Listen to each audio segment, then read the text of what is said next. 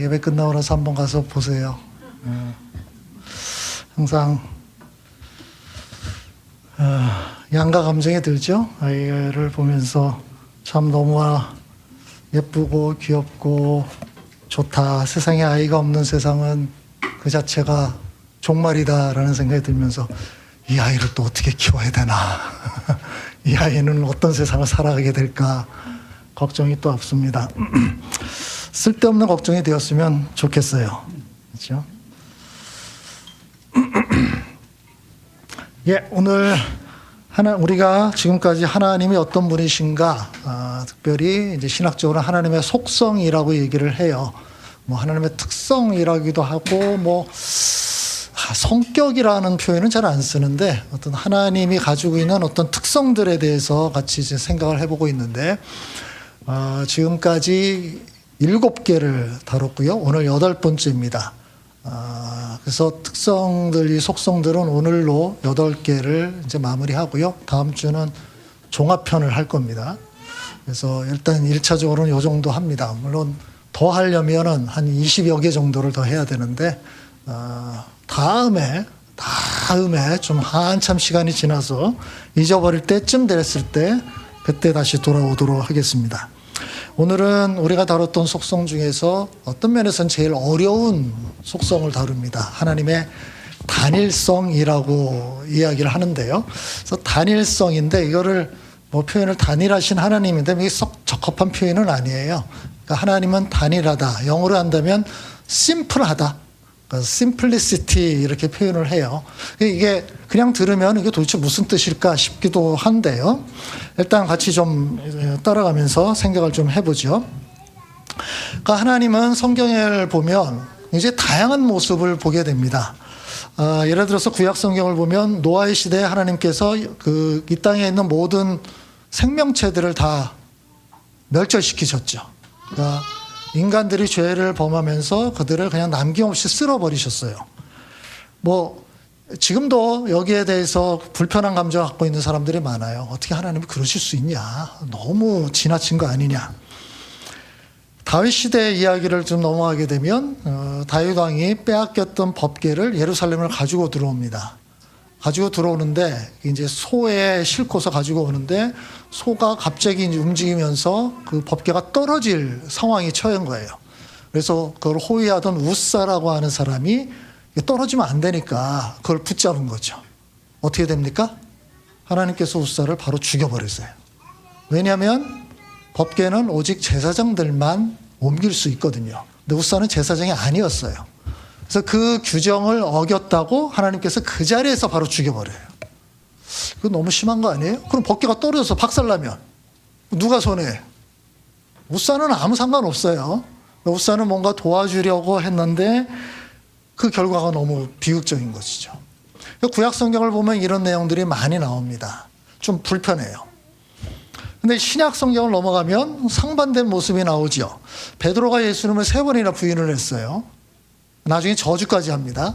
근데 며칠 지나서 예수님께서 베드로를 갈릴리 바닷가에서 만난 다음에 어떻게 하죠? 그냥 그거에 대해서 묻지도 않고 따지지도 않아요. 그 얘기를 꺼내지도 않아요. 그리고 그냥 네가 나를 사랑하냐? 이게 3번 반복하고 끝냅니다. 이것도 너무한 거 아니에요? 어떻게 보면. 근데 그렇게 넘어가고 사랑으로 용납해 주는 걸로 끝나요. 간음 현장에서 붙잡힌 여인을 예수님께서 어떻게 하십니까? 구해주죠. 나도 너를 정죄하지 않겠다. 그리고 그냥 집에 돌려보내요. 그래서 사람들이 신약 성경을 좋아합니다. 신약 성경에 나타나는 하나님의 모습은 굉장히 관대하고 모든 걸 품어주고 용납하는 이런 모습인 거예요. 구약의 하나님과 너무 다른 거죠. 그렇죠? 여러분이 성경을 쭉 읽어봤으면 아마 거의 비슷하게 느낄 수 있을 겁니다. 그러면 여기에 대해 사람들이 의문을 품죠. 이게 구약의 하나님과 신약의 하나님이 동일한 하나님이냐? 동일한 하나님 맞아요. 그래서 그 다음 생각은 그럼 하나님은 변한 거냐? 예전에는 혈기가 왕성했기 때문에 막 역정을 잘 내는 사람이었는데 그런 존재였는데 나중에 나이가 들어가면서 이게 좀 관대해지고 에너지도 많이 떨어지고 이렇게 되면서 그냥 좋은 게 좋은 거지 그냥 다 막 품어주는 이런 존재로 변한 거냐? 이렇게 이제 생각을 하기도 했습니다. 여러분 기억하시나요? 우리가 하나님은 변하지 않는 분이다라고 했을 때 요 비슷한 얘기를 잠깐 했었어요. 기억할 리가 별로 없죠. 그죠? 예, 그래서 하나님은 변하지 않는다. 이런 구약의 하나님과 신약의 하나님은 달라진 게 아니다라고 얘기를 했어요. 자, 요 문제를 오늘 우리는 어떤 식으로 접근할 거냐면 하나님은 이렇게 다양한 아주 상반되는 듯한 모습을 동시에 가지신 분이다. 원래부터. 그 존재 자체가 그렇다라고 얘기를 하는 거예요. 그래서 성경에 이런 모습 저런 모습 이게 조화가 안 될 것 같은 모습들이 있는데 그것이 바로 하나님이다라고 얘기하는 거죠. 그래서 성경에 다양한 표현들이 나옵니다. 하나님의 영이다, 빛이다, 사랑이다, 거룩한 분이다, 뭐 공의로운 분이다 이런 얘기를 하죠. 위에 보면 사랑이다 뭐 이런 거, 그다음에 선하신 분이다, 긍휼을 베푸시는 분이다, 굉장히 좋은 우리가 느낄 때 좋은 어떤 속성을 가지고 있는데 밑으로 내려가면 내려갈수록 거룩하다, 거룩하다는 것은 더러운 것을 참지 못한다는 뜻이에요. 공의롭다, 굉장히 법적인 용어죠. 잘못한 것을 철저하게 처리하신다. 성경에서는 이런 표현을 다 합니다. 하나님이 이런 분이야, 이런 분이야, 이런 분이야 라고 얘기를 하는 거죠. 그래서 그런 모든 속성들을 동시에 가진 분이다 이렇게 표현하는 거예요. 그러면 우리가 또 바로 드는 생각이죠. 이 다양한 속성들이 우리가 볼 때는 조화되기가 어려울 것 같은데 어떻게 관계를 맺을까라는 거예요. 그래서 이것에 대해서 학자들이 많이 연구를 합니다. 이 다양한 속성들, 조화가 되기 어려운 속성들 도대체 무엇일까? 그리고 하나님이라는 어떤 본성이 있는데 그거와 이런 특성들은 어떤 관계가 있을까를 이제 생각을 해본 거예요. 이게 무슨 얘기냐면 사람이 있잖아요. 우리의 사람이라는 어떤 정체성이 있죠. 근데 여러분 생각해 보면 여러분이 다양한 성격을 가지고 있죠. 여러분도 다양한 성격이 있죠. 어떨 때는 굉장히 관대한 모습을 보여주기도 해요. 근데 어떨 때는 별것도 아닌데 굉장히 완고한 모습을 보여줄 때가 있어요. 사람들 속에는 그게 다 있습니다. 이게 너무 자주 왔다 갔다 하고 막 이랬다 이렇게 하면 이러면 이제 엉덩이에 뿔 난다 뭐 이런 얘기를 하기도 하는데 이게 굉장히 힘든 거죠. 그렇지만 가만 보면 사람 속에도 이런 모습과 저런 모습이 다 있어요. 그런데 우리 사람들은 그런 어떤 특성들을 예전에는 별로 없다가 이렇게 개발을 통해서 더 많이 갖게 될 수가 있어요. 그렇죠? 예를 들어서 예전에는 사람 존재 자체가 굉장히 교만한 사람인데 훈련을 통해서 굉장히 겸손한 사람을 변한다거나 또는 예전에는 모든 걸 막 정죄하고 판단하는 사람이었는데 좀 뭐 훈련을 통해서 훨씬 더 관대해지고 이런 사람으로 변하거나 그러니까 뭔가 부족했던 것들이 생기거나 없던 것들이 생기거나 있던 것들이 또 사라지는 이런 일들이 벌어져요. 이게 보통 사람이거든요. 그래서 사람은 교육을 받아야 되는 거죠. 훈련을 받아야 된다고 얘기를 해요. 근데 하나님도 그런 분이냐? 이런 생각을 한 거예요. 그래서 요거를 다양한 사람들이 생각을 해봤는데 이 세 가지 모델이 대표적입니다. 핀 쿠션은 뭐냐면 바늘을 꼽아두는 요 쿠션이 있죠. 바늘을 이렇게 꼽아두는 거. 그러니까 요 쿠션이 하나님의 원래 본성인데 요게 다양한 속성들, 사랑, 공의, 긍휼 이 속성들이 하나씩 꼽힌 거다. 그래서 우리가 볼 때는 이 속성들이 보이는 거지 하나님의 본성이 보이는 건 아니다. 이렇게 생각할 수 있는 거예요. 이게 핀 쿠션 모델이에요. 건물 모델은 뭐냐면 우리 건물을 짓을 때 예를 들어서 벽돌로 짓는다고 합시다. 그럼 벽돌이 여러 개가 합쳐져서 한 건물이 구성되죠. 각각의 그 벽돌이 하나님의 그 속성들이다. 사랑이다, 영이다, 뭐 거룩함이다, 이런 것들이다. 그게 합쳐져서 하나님이 형성이 되는 거다라고 생각을 했는데 지금은 이 두 가지로는 성경에서 말하는 하나님은 정확하게 표현한 건 아니다라고 생각을 해요. 그러면 가장 적합한 모델은 무엇일까? 다이아몬드 모델이라고 생각을 합니다. 뭘 볼까요? 다이아몬드를 제대로 본 적이 없어서 모르는데 하여튼 사람들이 많이 그 얘기를 해요. 다이아몬드가 있으면 광채가 나죠. 다양한 빛이 나죠. 그런 것처럼 이쪽에서 보면 이렇게 보이고 이쪽에서 보면 이렇게 보이고 이렇게 보면 이런 색깔이 보이고 저렇게 보면 다 저런 빛깔이 보이고 그러나 다이아몬드는 하나죠. 하나 속에서 다양한 모습들이 보이는 거예요. 근데 거기에서 내 빨간색을 한번 추출해내겠다 라고 생각해서 다이아몬드에서 빨간색을 빼낼 수 있을까요? 못 빼내죠. 그렇죠? 그렇게 빼낼 수가 없는 거예요. 만약에 그렇게 손상을 가면 예를 들어서 10캐럿짜리가 뭐를 제거해 보면 이제 8캐럿, 7캐럿 가면 그 가치가 점점 떨어지잖아요. 제가 다이아몬드는 못 봤어도 뭐 이런 얘기 정도는 알아요. 크면 클수록 값어치는 기하급수적으로 올라간다. 그게 그죠? 그러니까 그 본질의 손상이 가하게 되는 거예요. 무슨 얘기냐면 하나님은 이런 식으로 우리가 볼 때 뭔가 그 안에 다양한 게 섞여 있는 것 같은데 이걸 추출해내기는 어렵다. 그리고 분리해내기도 굉장히 어렵다. 그거는 굉장히 밀접하게 연결되어 있어서 그 자체가 그냥 하나님이다. 이런 거를 이렇게 볼 때 하나님은 공의롭다고 얘기하고 이렇게 볼 때 하나님은 사랑이라고 얘기하고 이렇게 다양한 시각에서 이야기하는 것일 뿐이지 그거를 하나님께 더하거나 빼거나 핀을 꼽는 것처럼 꽂았다가 뺐다 이렇게 할 수 있는 건 아니다라는 뜻이에요. 좀 이해가 되시나요? 핀 쿠션 모델과 다이아몬드 모델의 차이는 아시겠죠? 그러니까 뭔가 집어넣었다 뺐다 이렇게 할 수 있는 게 아니라 그 자체가 그 안에 다양한 것들을 이미 내포하고 있는 거다라고 얘기를 하는 거죠. 그래서 하나님의 이 단일성을 이렇게 정의를 합니다. 하나님은 여러 부분이 합쳐서 구성된 존재가 아니다. 그게 아니라 여러 부분으로 또 나누어지지도 않는 존재다. 그냥 단일한 존재다. 그런데 이렇게 우리가 볼 때 이런 모습들이 보인다라는 거예요. 그래서 이 여러 가지 속성들, 사랑, 공의, 정의, 긍휼 이런 속성들은 어떻게 분리될 수 없을 정도로 연결이 돼 있다는 거예요.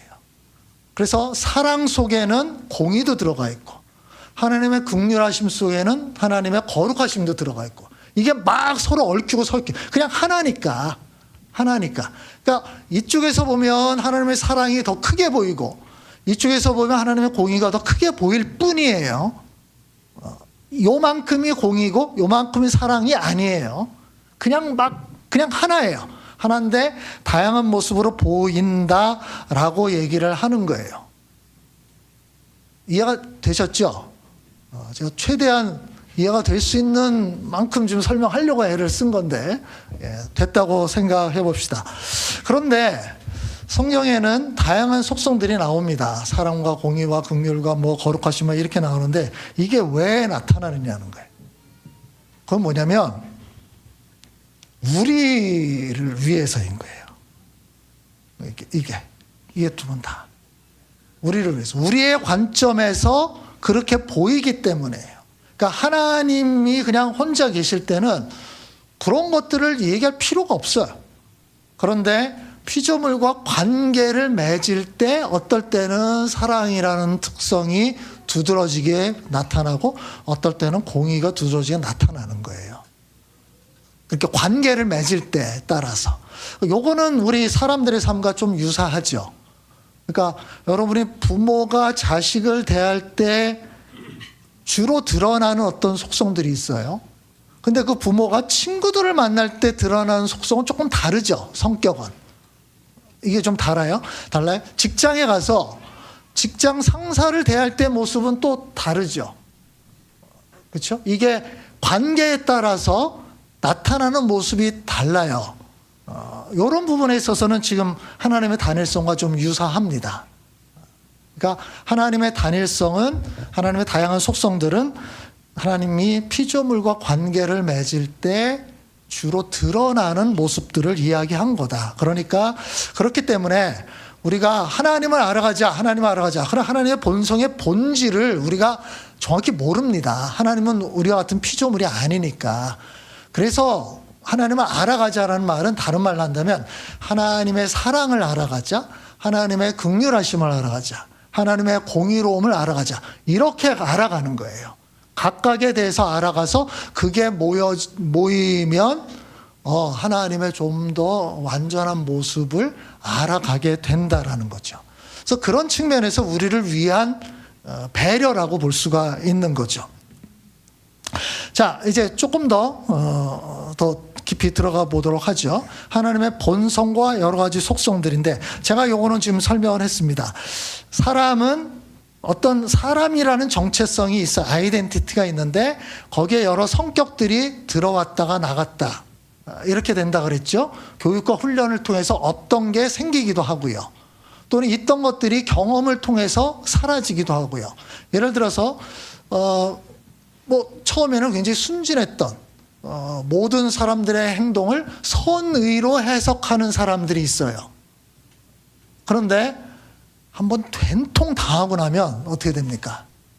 사람의 행동에 대해서 의심하게 됩니다. 전에는 안 그랬어요. 그런 사람들이 있잖아요. 얘기를 하다 보면 다 선의로 해석해. 저 사람 다 좋은 뜻을 했겠지. 저 사람 다 이유가 있겠지. 이렇게 옆에 사람 짜증납니다. 아닌데.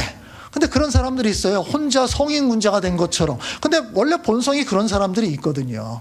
긍정적으로 선의로 해석해 주는 사람들이 있어요. 네, 영원히 그렇게 될까요? 아니죠. 생각하죠. 너도 한번 당해봐. 그래서 완전히 변하는 사람들 있잖아요. 당한 다음에 세상에 못 믿을 놈들이 사람들이다. 이렇게 되면서 나중에 모든 걸 악의로 해석을 해요. 저는 뭔가 꿍꿍이 속에 있을 거야. 저렇게 하는 거, 이게 겉모습으로 보면 안 돼. 이게 이제 경험에 의해서 변하는 거죠. 그렇죠? 그러니까 그렇게 됩니다. 우리가 드라마나 영화 같은 데를 봐도 전쟁 같은 걸 한번 겪고 나면 사람들의 본성이 변하는 것처럼 변하잖아요. 이게 사람이에요. 근데 하나님은 그렇지 않다라는 거죠. 그래서 이게 분리가 되지 않고 그냥 본성 자체가 그런 것이고, 그거는 원래 그런 것이고 변하지도 않고 학습되지도 않는 어떤 것들이다라고 얘기를 하는 거죠. 그래서 아까도 얘기를 했듯이 하나님을 하나씩 잘 배워가면서 알아야 될 필요가 있다라는 겁니다. 여기서 이제 한 가지 더 나가면 우리가 하나님을 찬양한다고 해요. 그럼 여러분이 우리 하나님을 찬양한다고 할 때 찬양을 부르고 기도할 때 찬양을 하는데 뭐를 찬양을 할까요? 어떤 거를 찬양할까요? 이게 이제 이런 거예요. 하나님의 어떤 한 부분을 찬양하는 것이 하나님을 찬양하는 거 똑같아요. 아까 얘기했죠. 하나님의 본성에서 어떤 특성을 추출해낼 수 없다 그랬잖아요. 다른 말로 한다면 이 특성은 하나님의 본성과 같은 거예요. 그러니까 하나님은 사랑이시구나. 그건 하나님의 본성이에요. 그러면 하나님의 사랑을 찬양하는 거는 하나님을 찬양하는 것 똑같아요. 그렇죠? 하나님의 사랑을 찬양하는 거는, 하나님의 긍휼하심을 찬양하는 것도 하나님을 찬양하는 것 똑같아요. 하나님은 공의로우신 분입니다 라고 찬양하는 거는 하나님을 찬양하는 것과 똑같다는 거예요. 그럼 하나님을 찬양한다는 것은 추상적인 하나님을 찬양하는 게 아니라 이렇게 우리가 경험했던, 우리가 느꼈던, 알게 됐던 하나님의 그 각각의 모습을 찬양하는 거예요. 요거 잘 생각하셔야 돼요. 그래서 예전에 제가 젊었을 때 그 가스펠송이 그런 게 있어요. 할렐루야부터 시작해서 할렐루야를 끝나는 찬양이 있어요.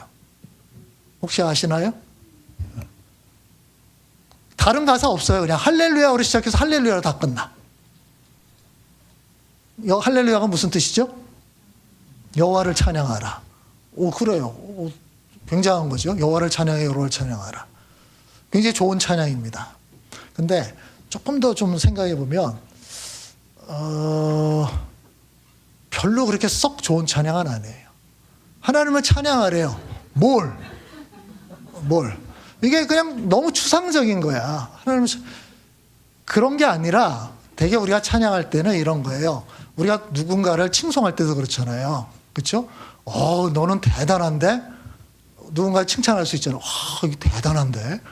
이게 너무 대단한데? 뭐가 그러면? 몰라. 그냥 대단한데? 대단해. 이 얘기만 계속 반복하면 어떤 느낌이 들어요?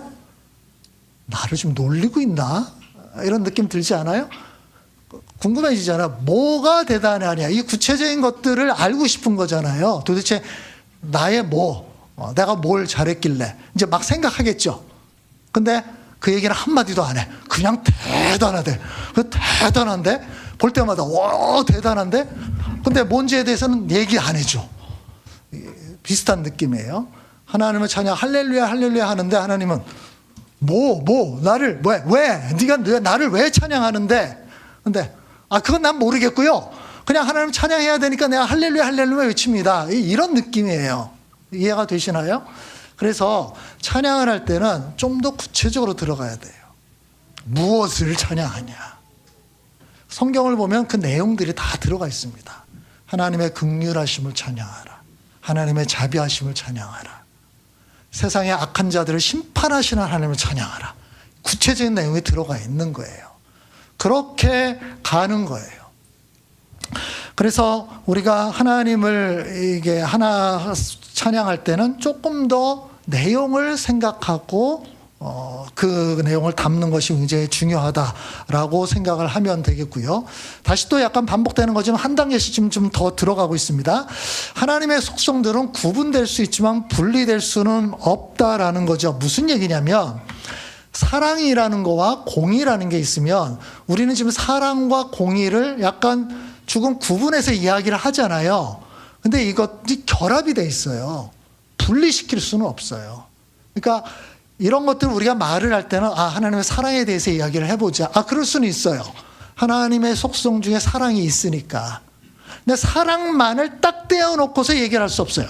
사랑만 떼서 끄집어내려고 그러면 어떻게 되죠? 하나님의 공의가 줄줄이 따라와. 우리는 그걸 빼고 싶어. 근데 막 얘가 분리가 안 되는 거예요. 막 따라오는 거예요.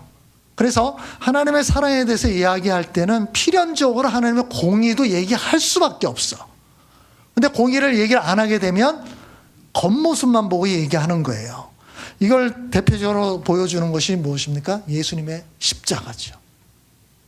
예수님의 십자가는 우리를 향한 하나님의 사랑의 절정이잖아요. 우리를 사랑하셔서 독생자를 보내서 십자가에 죽게 하심으로 우리를 구원하셨더라. 그렇죠?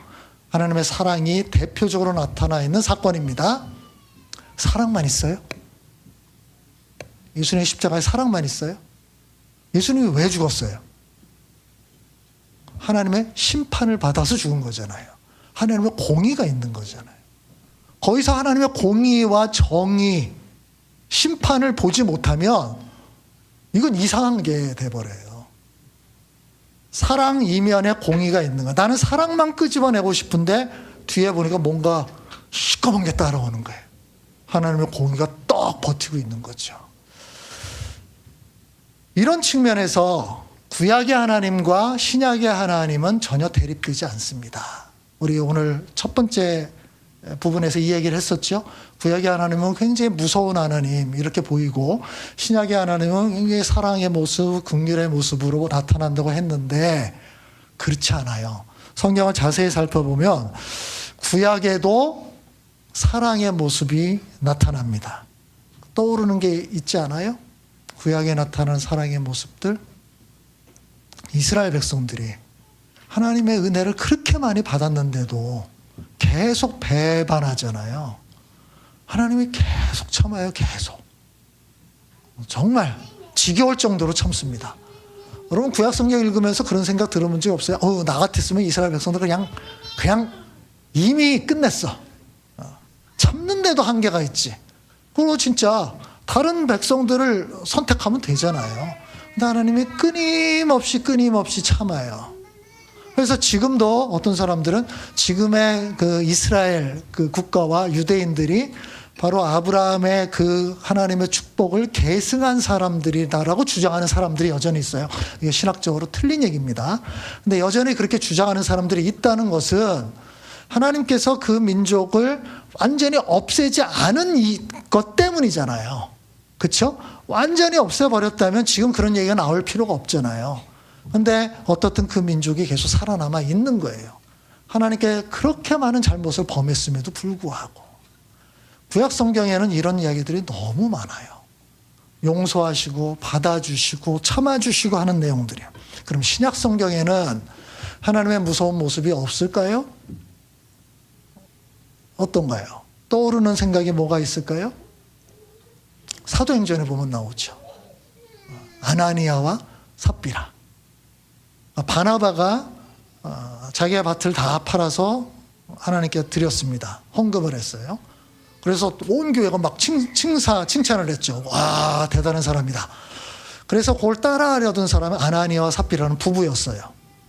그래서 그들이 자기 밭을 다 팔아서 바치려고 했더니 이게 갑자기 아까운 마음이 드는 거죠. 처음에는 그런 마음이었어요. 그래서 절반은 떼놓고 절반만 바쳤습니다. 아무도 모르니까 이게 도대체 얼마가 될지 모르잖아요. 그래서 바쳤어요. 거기까지는 괜찮았어요. 근데 베드로가 이들의 마음을 간파한 거죠. 그래서 묻습니다. 이 돈이, 이 헌금이 너희가 팔아서 이렇게 마련한 돈의 전부냐?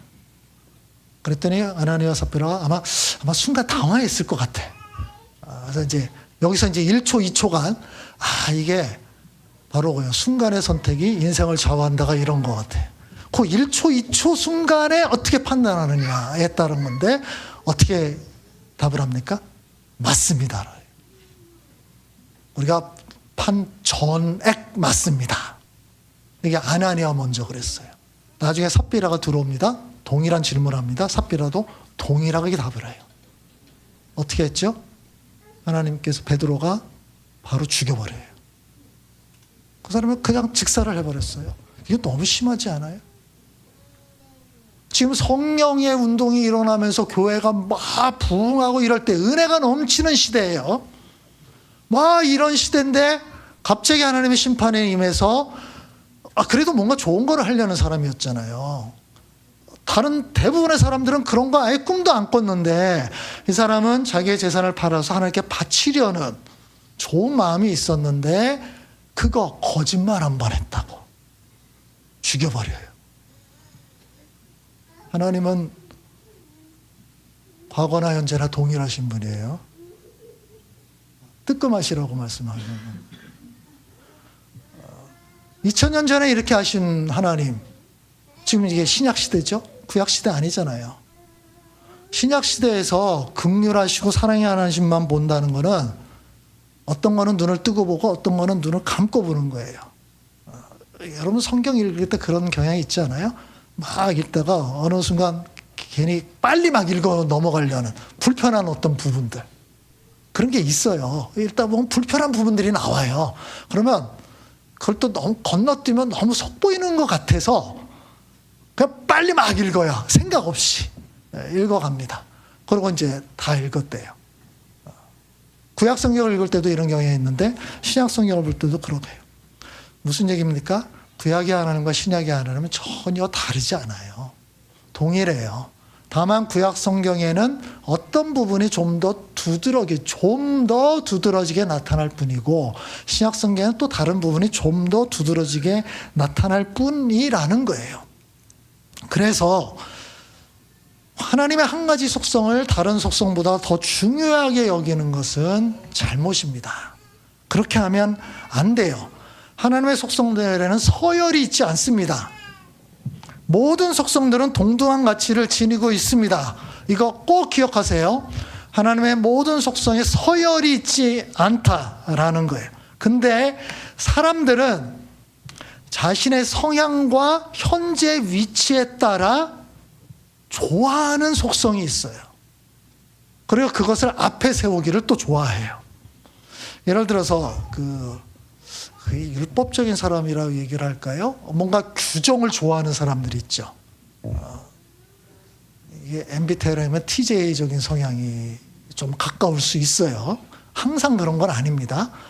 그러니까 규정, 틀, 절차, 이거를 중요하게 여기는 사람이서 그게 흐트러지는 순간 참지를 못해요. 그리고 그거는 반드시 뭔가를 잘라내야 돼요. 벌을 가해야 돼요. 딱 질서를 잡아야지. 질서가 없는 세상은 망하는 세상이에요. 모든 게 질서가 딱 잡혀야 된다고 생각을 해요. 이런 사람들은 성경에 그런 하나님을 좋아합니다. 그런 하나님이 편해요. 율법을 딱 주고 안 하면 벌을 내리고 공정하게 정정당당하게 모든 걸 처리하시는 하나님이 너무 좋아. 근데 이랬다가 저랬다가 그냥 뭐 잘못했는데도 그럴 수 있지. 이러면 너무 불편해. 자기의 성향 따라 그래요. 반대로 어떤 사람들은 이게 그냥 규정 자체에 알레르기적인 반응을 보이는 사람들이 있어요. 규정 그게 뭐가 중요해. 사람 사는 게 그냥 뭐 사람이 다 그런 거지. 뭐 세상은 유연하게 가야 돼. 네? 이런 사람들은 성경에 어떤 규정 율법 나오는 게 굉장히 불편해. 그래서 하나님께서 그것들을 뛰어넘는 어떤 모습을 보여줄 때 너무 안도감을 느껴. 그렇지. 규정보다 은혜가 더 위지. 그렇죠? 율법보다 은혜가 더 위지. 라고 생각하면서 그걸 막 좋아해. 그래서 그걸 막 들어. 은혜로 합시다. 은혜롭게 가야지. 이렇게 막 얘기를 하거든요. 자기의 성향에 따라서 앞세우는 하나님의 속성들이 다 달라져요. 나 아니에요. 하나님 이렇게 볼 땐, 야, 네가 네 입맛에 맞게 나를 막 만들어 버리느냐. 나는 다 동일하게 갖고 있다. 이미 십자가에서 보여주지 않았냐. 이렇게 말씀하거든요. 예전에 그 상황윤리라는 그 이론이 아주 대유행을 했던 적이 있습니다. 1960년대였는데요. 전 세계에서 이게 이제 기독교 신학의 한 부분이었는데 상황윤리라는 걸 들고 나온 조셉 플래처라고 하는 신학자가 있었어요. 이게 그냥 강탈을 해버렸습니다. 전 세계를. Situation Ethic이라고 얘기를 하는데 그 핵심 요지가 뭐냐면 하나님과 성경에서 가장 중요한 것은 사랑이다. 그래서 사랑으로 하는 모든 행동은 다 정당하고 옳다. 이렇게 주장한 거예요. 다른 규정 필요 없다. 네가 사랑으로 했니? 그러면 어떤 행동을 해도 오케이. 너 사랑으로 안 했지? 그러면 어떤 행동을 해도 안 좋은 거예요. 이게 일반인들에게까지도 엄청나게 호소력을 갖게 된 거죠. 이제 몇 년 동안 논쟁을 하다가 신학계에서는 거의 퇴출 수준이 됐어요. 말도 안 되는 얘기다. 라는 거예요. 근데 20세기 후반에 21세기 들어오면서 이게 약간 변주된 형태로 나타납니다. 그게 뭔지 아시나요?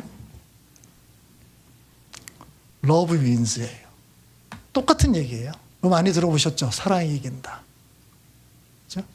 Love wins, 사랑이 이긴다. 이걸 플랜카드로 걸면서 막 얘기를 하는. 상황윤리의 부활이에요. 1960년대에 있던 게 거의 5, 60년 만에 다시 부활했어요. 똑같아요. 사랑으로 하는 거에 대해서 정죄하지 말아라. 사랑으로 하는 것은 다 옳다. 그걸 왜 잘했다 잘못됐다 판단하려고 그러냐. 다 받아줘야 된다. 사랑인데. 그러면서 얘기하는 거는 기독교의 본질 핵심은 사랑이다라고 얘기를 해요. 그렇죠? 그러면서 내세우는 말이 뭐죠? 하나님은 사랑이시다죠. 제가 앞부분에 말씀드렸습니다.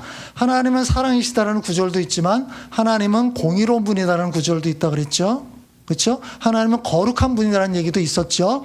왜 그 구절들은 다 빼버리고 하나님은 사랑이시다만 내세우냔 말이에요. 이건 자신의 선택이에요. 그래서 Love wins라는 거 지금도 유행하고 있어요. 여러분 어떤 글들이나 어떤 주장들 보면 Love wins, 사랑이 이긴다. 이걸로 다 끝내려고 그래. 이거는 하나님의 단일성을 못 배워서 그런 거예요. 무식해서 하는 소리예요. 여러분은 이제 거기에 넘어가면 안 됩니다. 하나님은 사랑이신 속성이 있는 반면에 공의로운 속성도 있다는 거예요. 그래서 이 러브 윈스의 문제점이 몇 가지가 있는데요. 이건 뭐냐면 사랑이 무엇인지 정의조차 내리지 않아요. 사랑처럼 추상적인 용어가 없어요. 그렇죠? 뭐가 사랑이에요, 여러분? 어떤 게 사랑이에요? 여러분, 사랑의 매. 이거 어떻게 생각하세요? 최근에 그 손흥민의 아버지 손흥정 씨 때문에 논란이 좀 됐는데 그분이 그 비슷한 취지로 얘기를 했었죠. 그렇죠? 사랑의 매 괜찮아요? 요즘 이거 퇴출이죠? 그런 거 없다. 그래요? 여러분 동의하시나요? 근데 지금도 여전히 많은 부모나 교사들이 사랑의 매라고 주장하면서 매를 들기도 하거든요. 그럼 그거는 가짜 사랑인가요? 지금 얘기는 가짜라고 지금 사회는 규정하고 있죠. 본인은 사랑이라고 주장해요. 그거는 지금 사랑을 판단하는 뭐가 있다는 뜻이잖아요. 이게 사랑이냐 아니냐를 판단하는 뭐가 있다는 뜻이라는 거예요. 여러분, 요즘 세상에 근친상간이 가능합니까? 근친 간에 결혼하는 거 안 되죠? 이거 왜 안 되죠? 둘이 그렇게 사랑한대. 예전의 문학작품이나 예전에 그 러브스토리를 보면 가족 간의 그 결혼과 이런 것들 많이 했잖아요. 근데 그때는 유전학에 대해서 잘 몰랐기 때문이죠. 이제 발전이 되면서 유전학에 대해서 알면서 그거는 여러 문제가 있다 라고 알아요. 근데 문제가 있는 가능성은 있지만 나는 지금 너무 사랑해. 왜 사랑을 못하게 해? 사랑은 국경도 없다면서. 사랑은 인종도 없잖아요. 그렇죠? 사랑에는 나이도 없나요? 몇 년 전에 그런 영화 하나 나왔습니다. 70대 할머니와 20대 청년의 사랑 이야기. 굉장히 로맨틱하게 들리나요? 아니면은 그거 사랑이야? 아니야? 그거? 어떻든 우리 세상은 사랑에는 국경도 없고 뭐 인종도 없고 뭐도 없다 그러는데 왜 가족 관계는 따질까요? 그럴 확률이 있다는 이유로, 유전학적인 문제가 생길 수 있는 확률이 있다는 이유로 이건 왜 금지할까요? 그럼 혹시 친족 간에 아이를 낳지 않겠다고 한다면 안 되나요? 두 사람이 너무 사랑한대. 이거를 금지할 법이 뭐가 있어요? 러브 윈스라면서요. 사랑이 전부라면서요. 앞으로 제가 예언합니다. 앞으로 어떤 일이 벌어질 거냐면 일부 일처제가 무너지고요. 일부 다처제, 일처 다부제가 생길 거고요. 더 나아가서 다부 다처제가 가능해질 겁니다. 여러분 그때까지 살아계실지 모르겠지만 지금의 추세로 보면 특별한 일이 없는 한 이쪽으로 갈 거예요. 여러분 이제 이런 일이 벌어졌을 때 제 얘기를 꼭 기억하세요. 이거 멀지 않습니다. 곧 뉴스에 나오게 될 거고요. 이게 이제 소송이 붙을 것이고요. 그리고 국가의 여러 제도로 거기에 맞춰달라고 얘기를 하게 될 거예요. 일부 다처제, 지금 뭐 이슬람권에서 여전히 하고 있는 거죠. 그렇죠? 일처 다부제, 아내가 한 명이고 남편이 여러 명인 거예요. 아내들 입장에서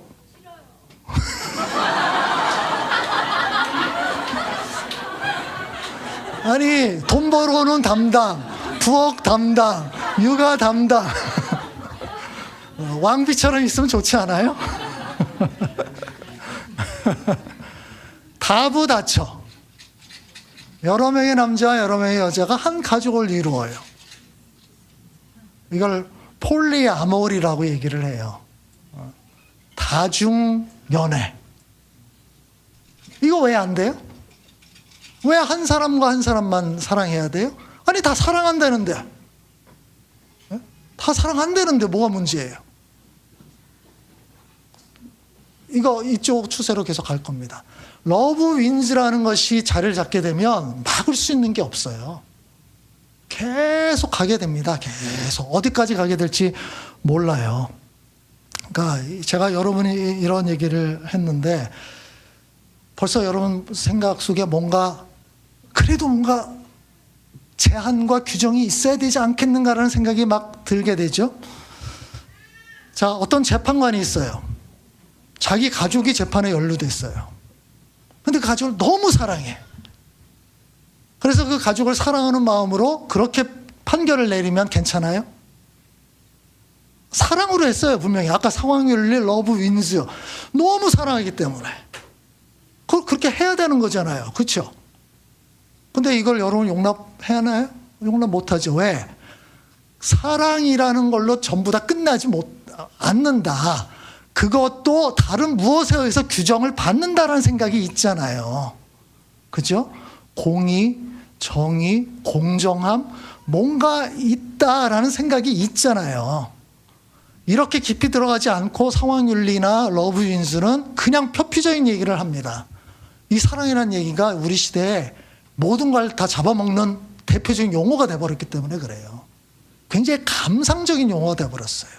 정의를 내리려고 그러지 않아요.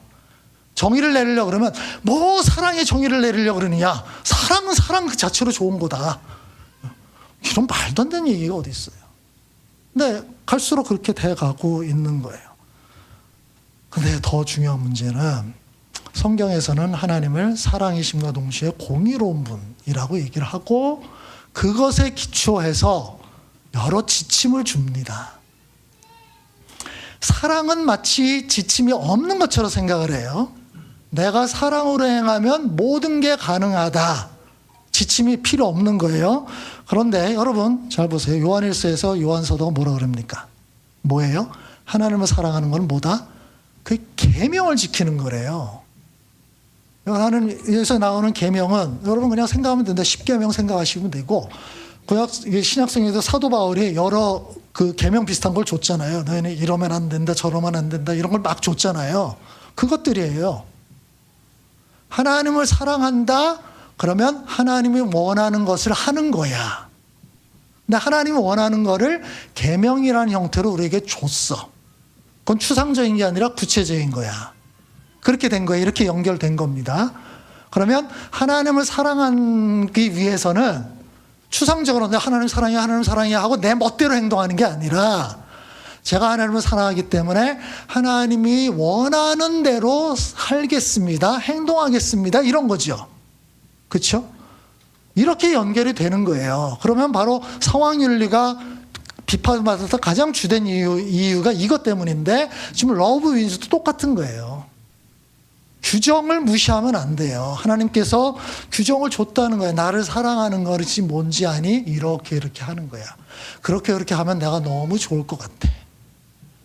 근데 말로는 하나님을 사랑한다 그러는데 그렇게 안 해. 정반대로 행동한다? 그건 하나님을 욕보이는 게 되는 거죠. 하나님을 이용하는 거죠.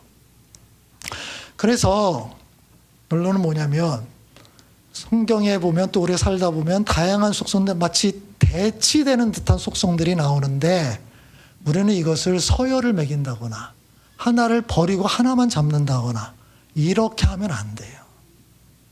어떻게든지 이거를 조화를 이루고 균형을 이루기 위해서 노력을 해야 되는 거예요. 이게 하나님의 모습이에요.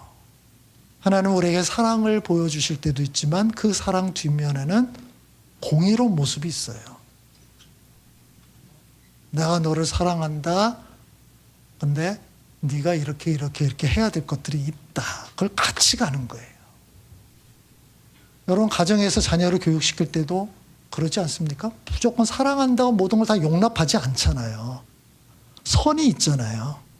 그렇죠? 그렇다고 사랑하지 않는 거 아니잖아요. 자녀들을. 혹시 학교나 이런 데서 아이들을 가르칠 때도 그렇지 않아요? 그 아이가 원하는 걸 다 허용하지 않죠. 그러면 그 아이가 뭐라 합니까? 막 뭔가 규제하려고 그러면 엄마는 나를 사랑하지 않는 게 분명해! 이렇게 얘기를 하거든요. 그러면 앉혀놓고 얘기를 하죠. 하나님의 단일성에 대해서 한번 공부해보자. 네가 사랑을 오해하고 있구나. 요한일서 5장 3절 말씀. 그럼 가운데로 삼을 만한 말씀이에요. 이걸 딱 보여주면서 이렇게 나와 있지? 그래서 사랑과 규정을 지키는 거는 배치되는 게 아니야. 같이 가는 거야. 이렇게 알려주는 거예요. 그래서 하나님의 단일성은 이제 우리가 배워가야 되는 겁니다. 참 어려워요. 그렇죠? 성경을 보면 이런 게 나옵니다. 가난하고 궁핍한 동족을 도와주래요. 이거 우리가 잘 알죠? 성경에서 이런 얘기 많이 나오잖아요. 긍휼을 베풀어라는 거죠. 근데 또 다른 구절에서 뭐라 그럽니까? 이거 같이 읽읍시다. 시작. 당신들은 재판에서 공정성을 이뤄서도 안 되고 사람의 얼굴을 보아주어서도 안 되며 재판관이 뇌물을 받아서도 안 됩니다. 뇌물은 지혜 있는 사람의 눈을 어둡게 하고 죄 없는 사람을 죄인으로 만듭니다. 당신들은 오직 정의만을 따라야 합니다. 그렇죠. 불쌍한 사람들을 도와주라 그랬어요. 근데 재판으로 넘어왔어요. 공의롭게 하라고 얘기를 합니다. 그래서 공의롭게 하는 게 무엇이냐? 가난한 사람들에게 불이익을 주도록 판단하지 말아라. 지금 우리나라의 재판이 점점 이런 경향이 있습니다. 그렇죠? 그래서 소득이 많고 사회적 지위가 높은 사람들은 솜방망이고 그렇지 않은 사람들은 굉장히 엄격하게 뭔가 처리하는 듯한 느낌이죠. 성경에서 이미 그렇게 하면 안 된다라고 얘기를 했어요. 이게 우리가 잘 알고 있는 내용이에요. 그런데 이건 뭐라 그럽니까? 가난한 사람이라고 해서 무조건 편파적으로 편들면 안 된다라는 거예요. 자, 아까 가난한 사람들을 너희가 도와주라고 얘기를 했잖아요. 그들을 돌봐주라고 얘기를 했어요. 사랑의 모습이에요? 긍휼의 모습이에요? 그러나 재판의 영역으로 들어올 때는 뭐가 좀 더 중요하게 작용하느냐? 공정함이죠. 거기에서 이 사람이 가난하니까 좀 더 도와줘야지. 이렇게 하게 되면 재판 시스템 자체가 무너져 버려요. 그렇죠? 재판 시스템 자체가 무너지면 궁극적으로 누가 더 피해를 봅니까? 약자가 더 피해를 봐요. 그래도 그게 있는 것이 나은 거예요. 그 시스템이 없어지면 진짜 완전히 정글의 법칙이 작용을 하게 되거든요. 하나님께서 이걸 아시기 때문에 재판할 때는 가난한 사람이나 부자나 전혀 고려하지 말아라 라고 얘기를 하는 거예요. 물론 이제 뭐 양형의 범위가 있고 뭐 이렇게 하면서 재판장에 재량권이 있다면 그 범위 내에서 뭔가를 할 수는 있겠죠. 그러나 근본적으로 이 사람이 잘못을 범했는데 가난하고 불쌍하니까 잘못이 없다고 얘기해 줘야지. 이렇게 하지 말라는 거예요. 공정함을 지키라는 거죠. 참 어떤 면에서는 어려운 이야기들입니다. 사회의 약자들을 도와야 될 필요가 분명히 있어요. 긍휼히 여겨야 돼요. 그런데 선을 넘는 어떤 일이 발생하는 것까지 용인하기는 어려운 거예요. 이게 하나님의 원리이거든요. 우리 사회에서 이런 모습들을 잘 갖추는 거 참 쉽지 않아요. 사람들은 자기 입장에 따라서 한쪽만을 계속 요구하는 경향이 있거든요. 그래서 이런 균형을 취하려는 사람들은 늘 양쪽에서 공격을 받게 됩니다. 이쪽에서도 공격받고 이쪽에서도 공격을 받아요. 그러나 어쩌겠습니까? 하나님께서 제정하신 원리가 이런 것인데요. 여러분, 교회에서도 이런 일들이 늘 벌어져요. 우리 교회 20년이 넘었는데 제가 교회를 이렇게 20여 년 하면서도 늘 고민되는 이제 몇 가지가 있는데 그 중에 하나가 요 주제입니다. 뭐냐면 규정대로 하느냐, 조금 좀 유연하게 하느냐, 이런 거예요. 크게 얘기한다면. 거기에 세부적인 내용들이 계속 들어갑니다. 우리가 다 같이 이렇게 저렇게 하기로 해서 여러분 멤버십 서약할 때 그런 거 했잖아요. 이렇게 저렇게 하기로 했어요. 근데 다 잘하면 좋은데 안 되잖아요. 그렇죠? 서약을 다 같이 했는데 그걸 잘 안 지키는 사람들이 생겨나요. 그러면 이제 여기에서 운영위원회는 이렇게 할 때마다 늘 이렇게 이야기가 오고 가게 돼요. 우리가 이렇게 했었는데 그거 안 하기로 했으니까 뭔가 좀 제재를 가야 되지 않냐. 그렇죠? 그거 맞는 얘기예요. 공의롭게 일을 처리해야 되니까. 또 한쪽에서는 그래도 교회인데 그래도 이렇게 좀 품어주고 용납하고 이렇게 해줘야 되지 않냐. 이런 거거든요. 어떻게 해야 될까요? 둘 다 제재를 가하면서 품어줘. 말은 쉽죠. 이게 어려워요. 이게 참 어려운 거예요. 근데 교회는 물론 우리의 모든 인간관계도 그렇지만 이런 부분들이 함께 모여 있기 때문에, 다양한 사람들이 모여 있기 때문에 이런 문제들이 늘 발생합니다. 이렇게 했으면 좋겠는데, 자, 수련회 언제까지 신청하라 그랬죠? 오늘까지 다 될까요? 그럼 오늘까지 신청 안 한 사람들은 어떻게 해야 될까요? 어렵죠? 신청 안 했으니까 너는 못 와. 절대로 안 돼. 너 방 없어. 밖에서 텐트 치고 자든지 알아서 해.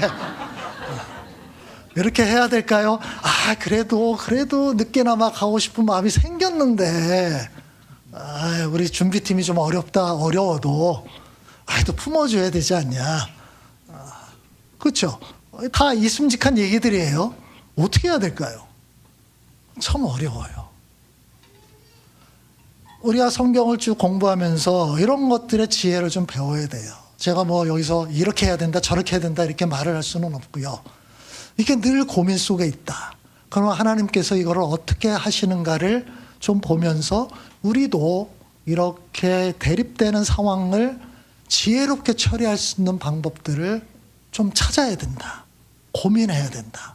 이게 하나님을 닮아가는 것들이죠. 그래서 혹시 여러분 개인적으로 나는 너무 규정을 중요시해, 너무 이런 것에 강한 성향이 있어 라고 생각하는 사람이 있으면 그게 자체가 나쁜 건 아닙니다. 근데 거기에 더해서 좀 더 용납하고 받아주고 이쪽을 더 키우는 것이 필요할 수 있어요. 이거 줄이란 얘기가 아니라 이쪽을 키우는 겁니다. 너무 이쪽만 계속 있는 사람들이라면 어떤 규정, 지침 이런 것들을 좀 더 생각하고 내가 거기에 또 순응하고 그쪽을 좀 이렇게 잘 하도록 하는 생각을 더 키워야 될 필요가 있는 거예요. 그리고 양쪽에 있는 사람들 서로 이해를 해줘야 돼요. 그죠? 그럴 수도 있구나. 저 사람이 저렇게 생각하는구나. 이 사람이 이 사람을 이거를 더 중요하게 여기는구나. 그렇게 이해를 할 때 조화가 가능해지거든요. 공동체라는 것은 바로 그런 겁니다. 각각의 성향이 달라요. 그 성향을 끝까지 밀어붙이면 파열밖에 안 나요. 하나님께서 우리에게 모델을 보여주셨죠. 이렇게 조화될 것 같지 않은 것들을 같이 갖고 있는 모습들. 우리 공동체가 그런 공동체가 되었으면 좋겠고요. 여러분 각자가 그런 균형 있는 모습들을 갖추기 위해서 계속 노력을 해나가면 좋지 않을까 싶습니다. 같이 기도합시다. 이 시간에 우리 자신과 공동체를 위해서 기도합시다. 우리가 하나님의 단일성을 완전히 따라가기는 어려울 겁니다. 다만 하나님께서 보여주신 이런 균형 잡힌 모습을 조금이나마 본받기를 원합니다. 우리 각자의 성향을 뛰어넘는 반대편 성향을 잘 갖출 수 있도록 해달라고 기도하고요. 우리 공동체도 양쪽의 성향을 가진 사람들이 공존하고 있는데 그것을 잘 조화시키고 그래서 정말 한쪽에서는 사랑의 은과 은혜의 모습이 넘치고 또 다른 면에서는 함께 규정을 지키고 또 어떤 지침을 따라가는 그런 모습이 조화를 이룰 수 있도록 해달라고 우리 같이 마음 모아 기도합시다. 하나님의 사랑의 모습 묻습니다. 다양한 모습을 보여주셨습니다. 주여 도와주옵소서. 규정을 지키는 것을 따라가고 그러나 동시에 또 사랑의 모습을 보여주옵소서. 각자의 성향에 매이지 않게 하시고 그게 고착되지 않게 하시고 더 넓은 모습을 보여주는 것을 되돌려 주옵소서. 주님께 주시옵소서.